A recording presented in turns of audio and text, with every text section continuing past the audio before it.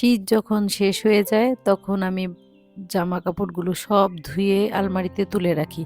কিন্তু আবার শীতের শুরুতে যখন শীতের জামা কাপড়গুলো নামাই তখন আবার না ধুয়ে দিলে মনে হয় যেন কেমন একটা লাগে। তো আজকে তো ফ্রাইডে, আজকে হাসব্যান্ডেরও ছুটি ছিল, ছেলে-মেয়েরও স্কুল বন্ধ। তাই আজকে একটু জমানো কাজগুলো করে নিলাম। আজকে অনেকগুলো কাপড়-চোপড় ধুয়ে দিলাম। আমার তো হেল্পিং হ্যান্ড নেই প্রায় আজকে ১৫ দিন। সে গ্রামের বাড়িতে গিয়েছে, সে এখনো আসেনি। তো সকালে একটু লেট করেই উঠেছিলাম। সকালে ব্রেকফাস্ট করে একটু রান্নাঘরে একটু কাজ করলাম। তারপর হচ্ছে রান্নার আয়োজন করে নিলাম। বোন বসে হচ্ছে ফুলকপি আর আলুটা কেটে দিল। আর আমার বোন না একদম মাছ-মাংস খেতে পছন্দ করে না এখন। আর সে বড় মাছ একদমই খায় না।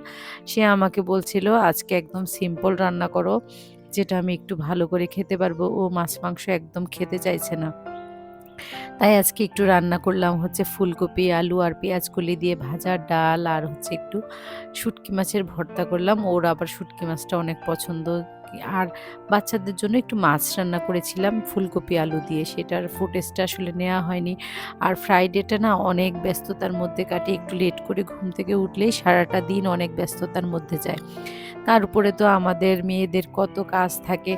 সব কাজ আসলে ১-২ মিনিটে ভিডিওতে তুলে ধরা পসিবল হয় না। তারপরেও আমি আজকে চেষ্টা করলাম আমার দুপুরের ছোট্ট একটা ভিডিও তোমাদের সাথে শেয়ার করতে। আমি রান্নাবান্নার প্রিপারেশন কিভাবে করি বা রান্নাবান্না শেষ করে আমার ক্লিনিংটা কিভাবে করি সেটা একটু শেয়ার করলাম।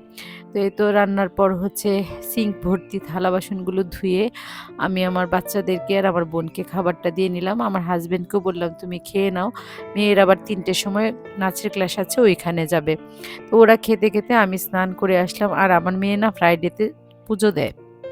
তো ও পুজোটা দিয়ে নিল, আমার বেশ উপকার হলো। তো আমি ওদের খাওয়া-দাওয়া শেষ করে মেয়েকে নাচের ক্লাসে পাঠিয়ে ৩:৩০ টের দিকে আমি ভাত খেলাম।